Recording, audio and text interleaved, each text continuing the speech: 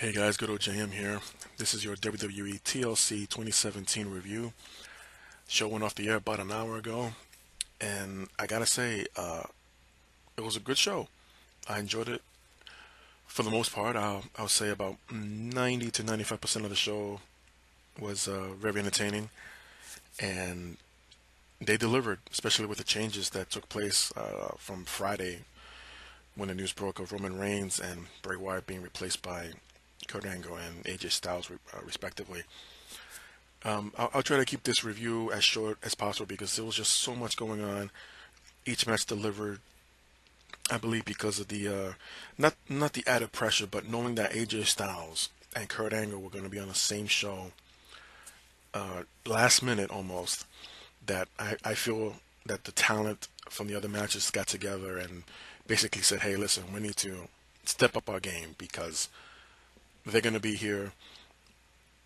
Kurt Angle after 11 years, and AJ Styles, who can deliver on any given night, coming up from a South American tour, 18-hour flight, and compete against Finn Balor, a dream match beyond belief, especially in the WWE. But I believe that was the vibe backstage, and they delivered. The majority of the matches, not including the main event or the dream match, every other match, for the most part, delivered. And again, I'll give a brief review of each match and get to the main event, which a lot of chaos is the best way to describe that match, the 3-on-5 TLC match. I unfortunately missed the Sasha Banks and Alicia Fox match during the kickoff. But my understanding was Sasha Banks defeated Alicia Fox with her bank statement, and the story there is that it was supposed to be originally Nia Jax in that position, in Alicia Fox's position. But for those who don't know, Nia Jax, as of last Monday night, it's a bit of a mixed bag of stories whether she was at the Arena of Raw or never made it, and she gave a notice to have time off to take a leave of absence due to personal issues.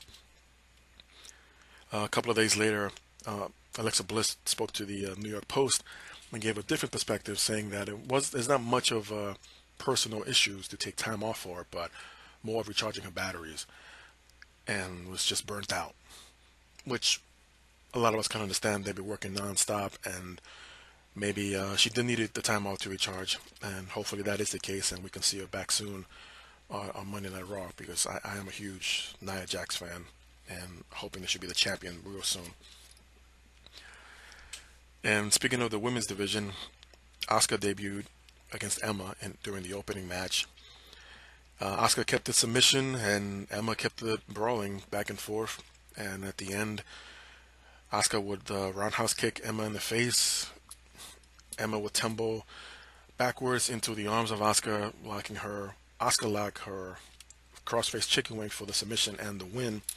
More than likely, there's going to be a rematch tomorrow night on Raw, as that happens sometimes. The heels felt like they should have won, or they got cheated out of their match, so they need a rematch.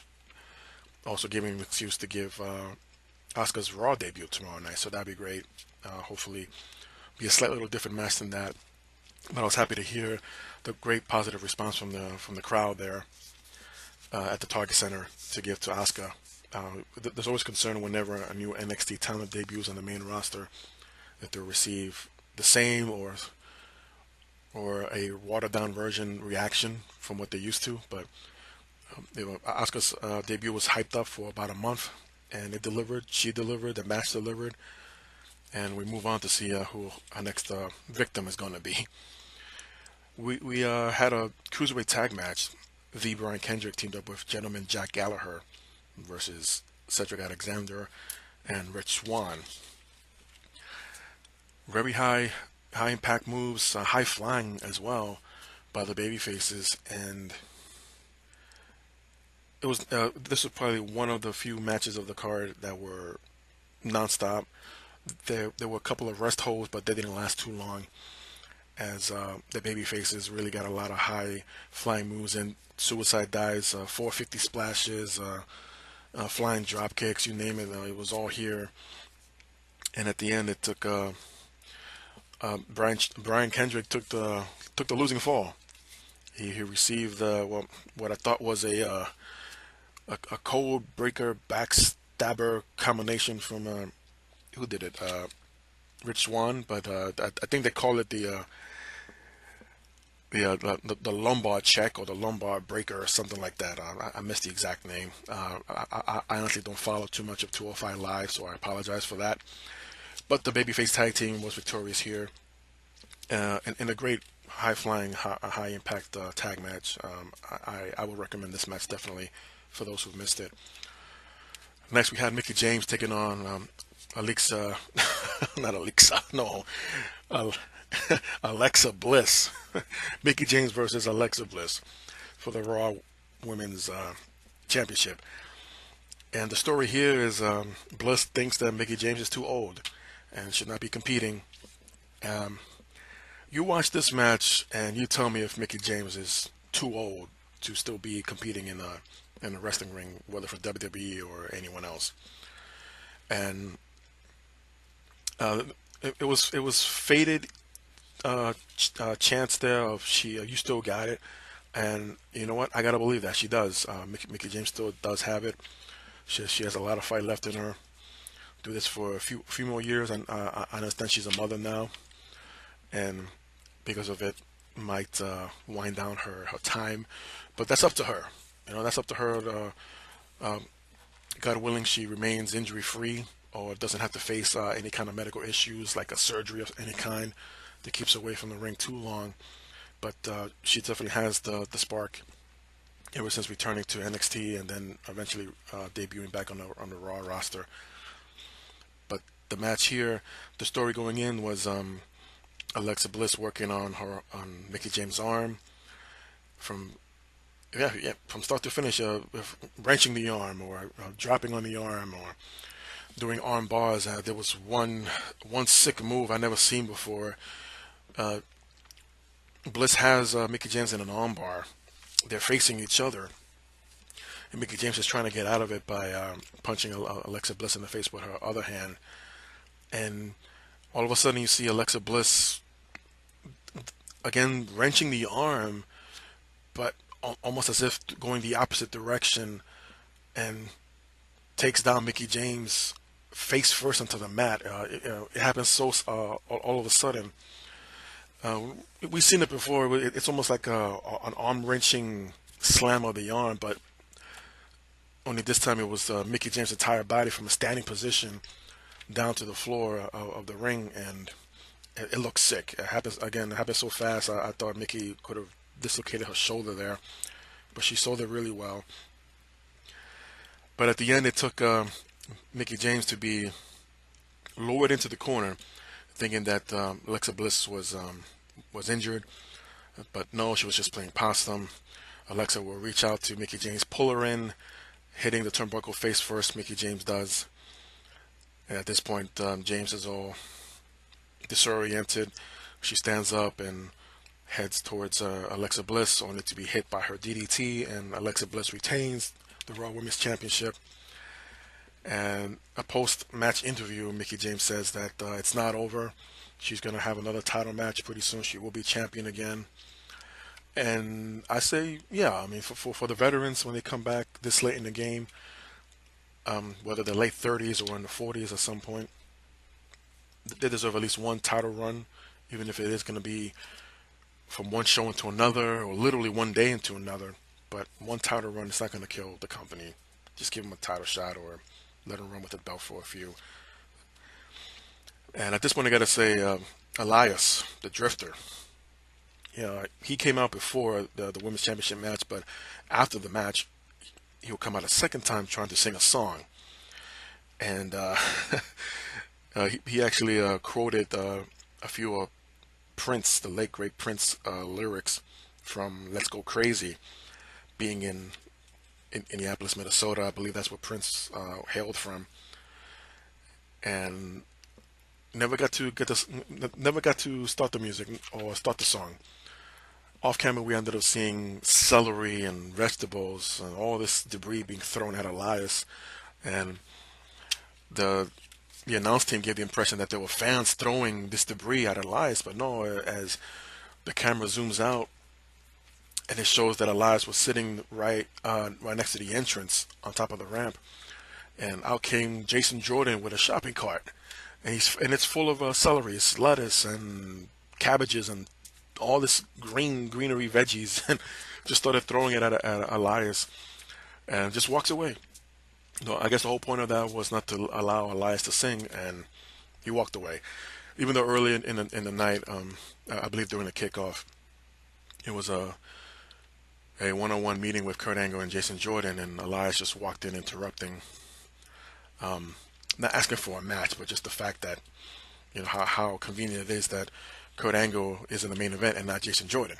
So that could have sparked something there, and Jason Jordan took it upon himself to interrupt Elias's performance, or lack thereof. But maybe the third time's the charm. We'll see. Next up, we had the Cruiserweight Championship match between Kalisto defending against Enzo Amore.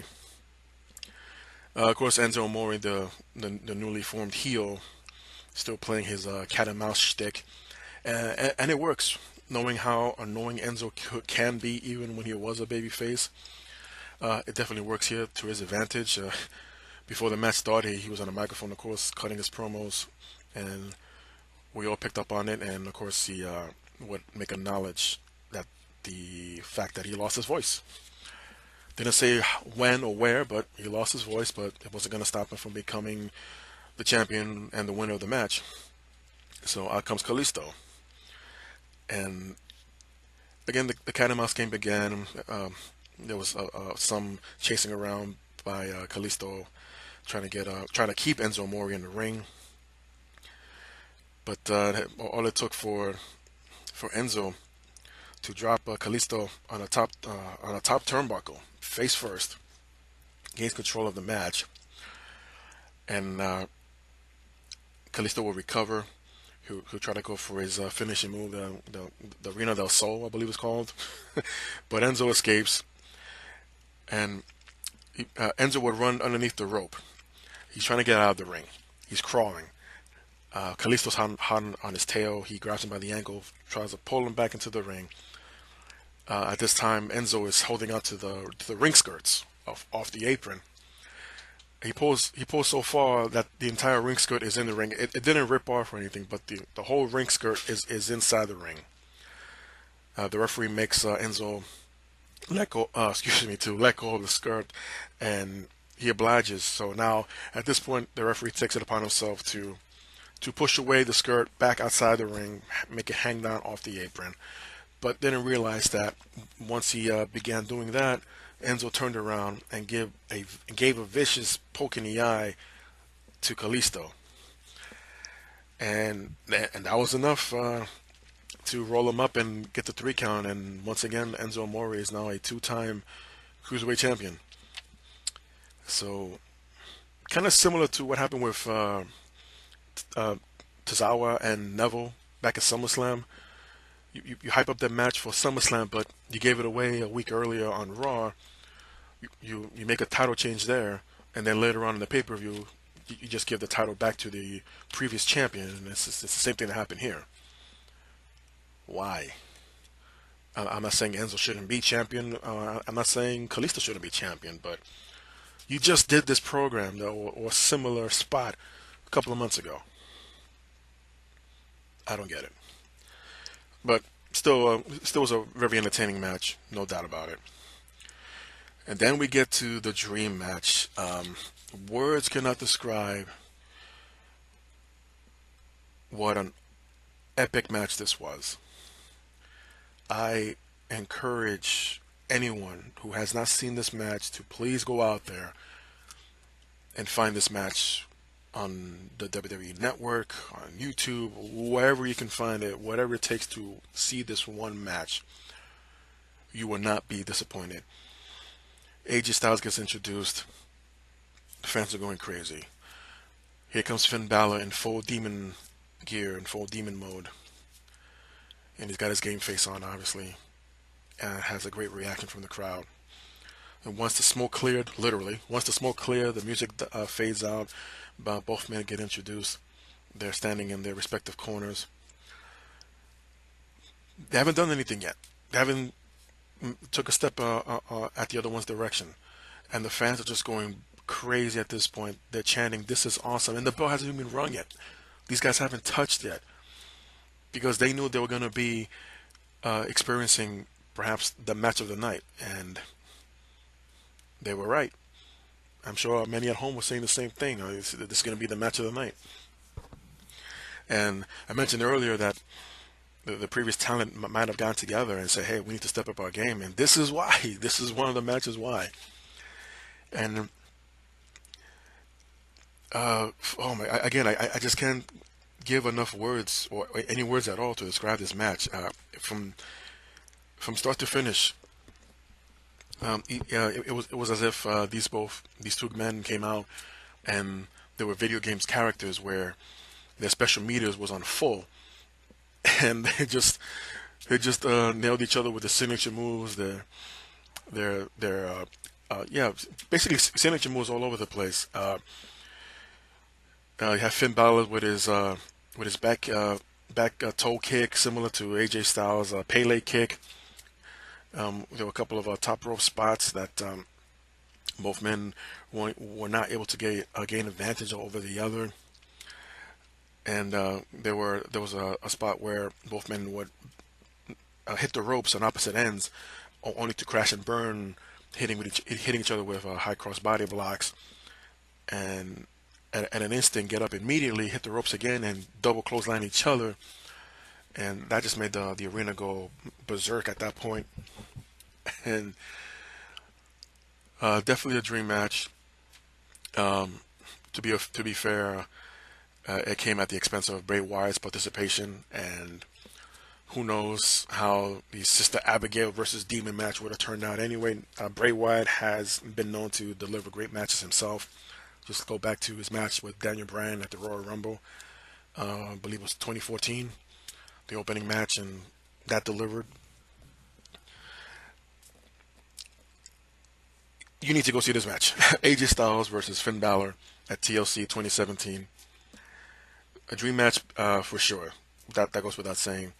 Yes, I'm aware that they've wrestled in other countries and other promotions, but the fact that this was under a WWE event on a pay-per-view, nonetheless, 48-hour notice, they delivered, and my hat goes off to them.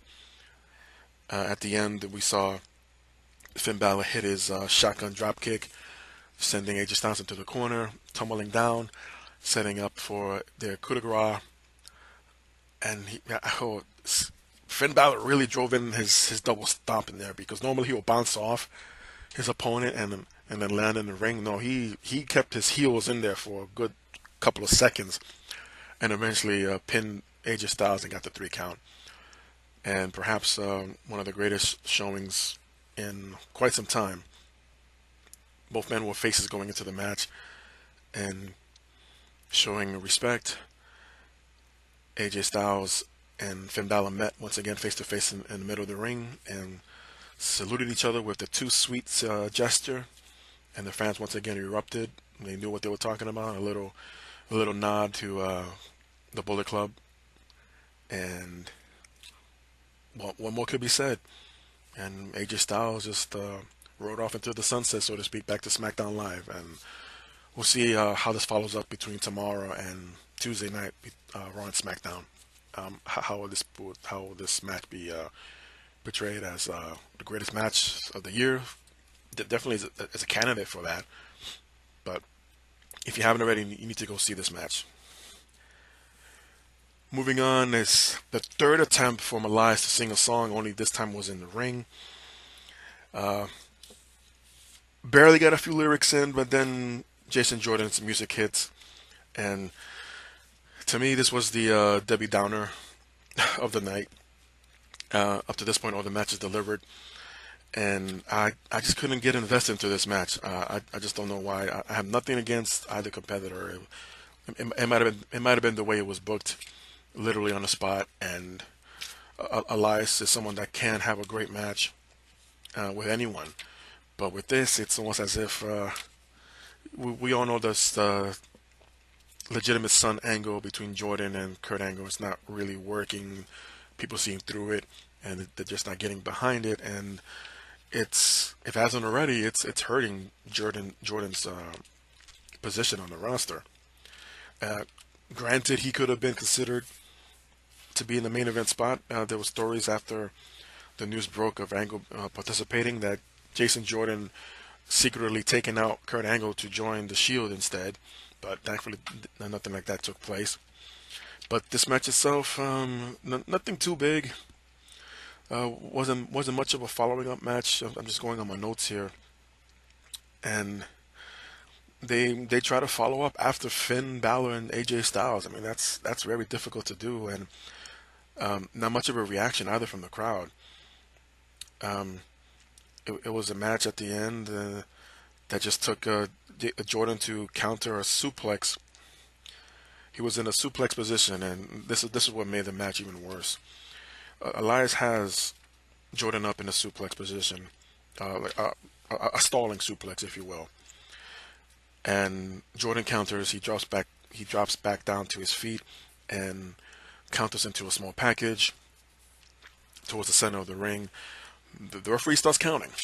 He gets to 2, and this is the reason why you shouldn't show too many replays, especially from different angles. It's just, if you know it's a botched spot, or you know they screwed up, don't show the replay and then try to justify it.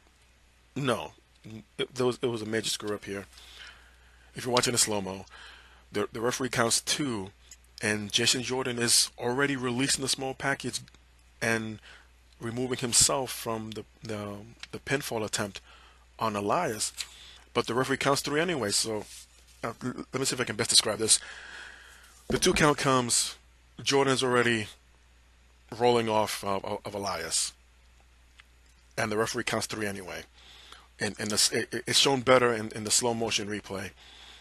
The referee should have stopped counting after 2. Jordan is not even pinning Elias anymore.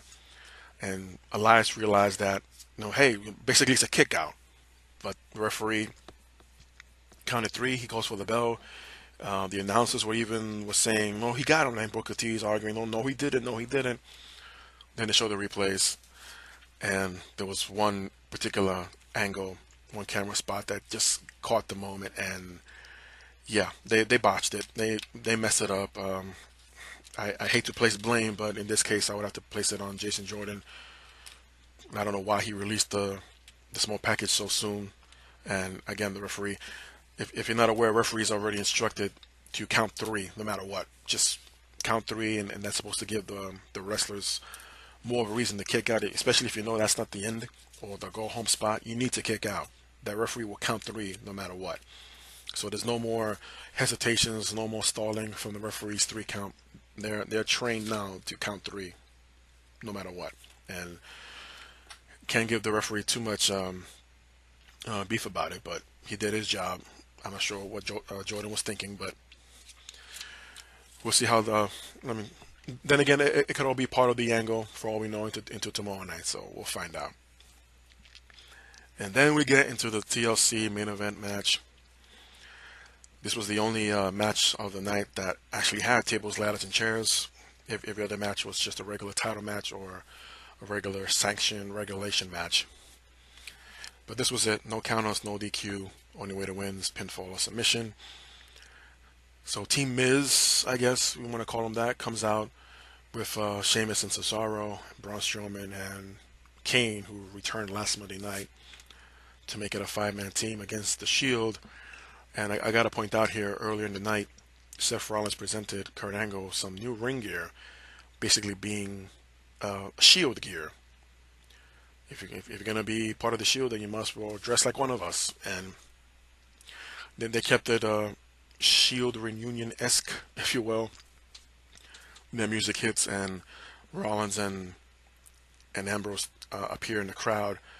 And all of a sudden, you see Kurt Angle walking about behind them in full tactical gear. They got a huge pop, and they come down the stairwell over the barricade and into the ring. And this match was all over the place, and like I mentioned earlier, it was just complete chaos, the best way, in a good way. It's probably the only time you hear anyone say chaos for the better, or chaos in a good way. to best describe this match. It's 5-on-3. Everyone wonder, well, how they're gonna pull this off. Well, the Shield, Ambrose, Rollins, and Angle, let's call them the Shield 2.0, and they attack the heels that are already in the ring with chairs from the outside to gain some kind of advantage. But then of course the number games, the numbers just were too much, and they all get beaten down. Only to once again the Shield to regain the advantage with chairs, and a ladder was already brought in, I believe, by Cesaro or maybe Sheamus, or one of the two from the bar, and they started using that to gain the advantage. So at one point, all the heels, at least the Miz, Sheamus, and Cesaro, were thrown out of the ring. So the two big men are left, Kane and Braun Strowman. They get beaten down and then thrown out of the ring near the announcement team, the Spanish announce team, and I believe it was the German announce team that were ringside, the announce tables. And we all knew what was coming. Somebody was going to fly through those tables. So it was Angle and the Shield beating down the two big men. They got Kane laying across the Spanish table, and it was just left there. And for Strowman, it took a little while longer because him being the monster among men put up a bigger fight, and eventually were able to lay him across the German announce table. They bring out two tall ladders, at least a good 15, 20 foot ladders. Ambrose and Rollins climb up, and they both, Seth Rollins gave a frog splash through the table with Braun Strowman, and Dean Ambrose gave an elbow drop through Kane. And this left Angle by himself. The remaining heels, Angle was being down by Sheamus, Cesaro, and The Miz. So it was a 3-on-1. And this was the pattern throughout the match. One set of faces or heels would be beaten down only to be triple or quadruple teaming the remaining member of the opposing team. At one point, the brawl ends up going up the ramp near the entrance, and this is after Kane accidentally hits Braun Strowman with a steel chair in the back after Seth Rollins ducked out of the way. My question was, how could have Strowman known it was Kane that hit him with the chair? I mean, it could have easily been Ambrose or Angle, but he already had the expression of, oh, Kane just hit me with a chair. I didn't like that. And in response, Braun Strowman shoved Kane so hard and so fast, he literally went flying across the ring. Kane did. It's not often you see a nearly 7-foot man get thrown across the ring like that. It was just hilarious. So at the top of the entrance, the Miz calls for a garbage truck to back up. I guess living on his motto that he was going to throw out the trash and that he's going to treat the Shield as trash. Or why not? Just like Dean Ambrose, the Miz opened up his mouth and he delivered with a trash truck or garbage truck. So the idea was to literally bury Rollins and Ambrose in the trash, and that didn't happen. Instead, Ambrose and Rollins would climb up to the top of the truck and do a double high cross body, taking out the Bar and Strowman and Kane, leaving Miz by himself. He gets beaten down. And at this point, Kurt Angle, forgot to mention, Kurt Angle was taken out of the match for about 15 minutes after Braun Strowman power slammed him through a table outside the ring. So it was 5-on-2. Again, you see, this is why there's so much to discuss. It's all over the place. It's hard to keep up. So now the attempt was, or the focus was on Ambrose and Rollins. Two tables were set up on top of the ramp. It was thought that Strowman was going to drive them through the table, but I don't know where Kane attacks Strowman. Probably reacting or in retaliation for being shoved to the ground. But Kane attacks Strowman. They head over to the American announce table on top of the ramp, and there was already a separate platform, and I swear that thing had to have been made out of tinfoil. You see it, you hear it, that little sound that tinfoil makes. Could be wrong, but that's what it looked like. And Kane just chokeslams Braun Strowman through that. tinfoil platform. And of course, being a TLC pay-per-view, the ramp and the staging, the Titantron was all decked out in props of tables, ladders, and chairs. And similar to a John Cena match, who he had it with? Was it Alberto Del Rio? But basically a similar spot where after Kane chokeslams Braun Strowman, he looks up and sees that there's a stack of chairs that are hanging from the ceiling. So he pulls the string, and you see like about a dozen chairs land on top of Strowman. It's not on camera, but that's the impression that they give. And it's all but assumed Strowman is out of the match. Kane goes back to the Shield, and he's the one that double choke slams both Rollins and Ambrose through the tables. And once again, another attempt to get him into the back of the garbage truck, only for Strowman to rise from the dead, so to speak. Goes after Kane, and Miz is trying to separate them. The Bar is trying to separate them. Nothing's happening, so it was mutually decided between the Bar and the Miz to beat down on Strowman and have him thrown in the back of the garbage truck. Literally gets compacted in with the rest of the trash inside the garbage truck, and it drives off.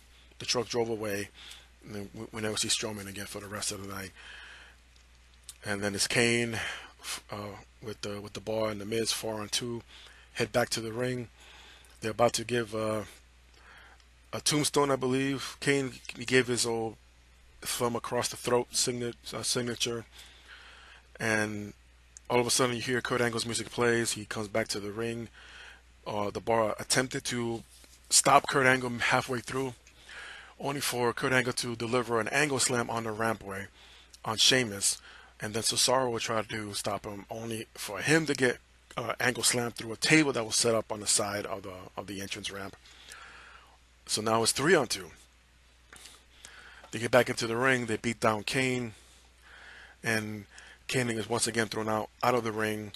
Rollins and Ambrose follow, and I guess as the announce team mentioned, an homage to Roman Reigns, both Ambrose and Rollins spear Kane through the barricade wall near the timekeeper's table.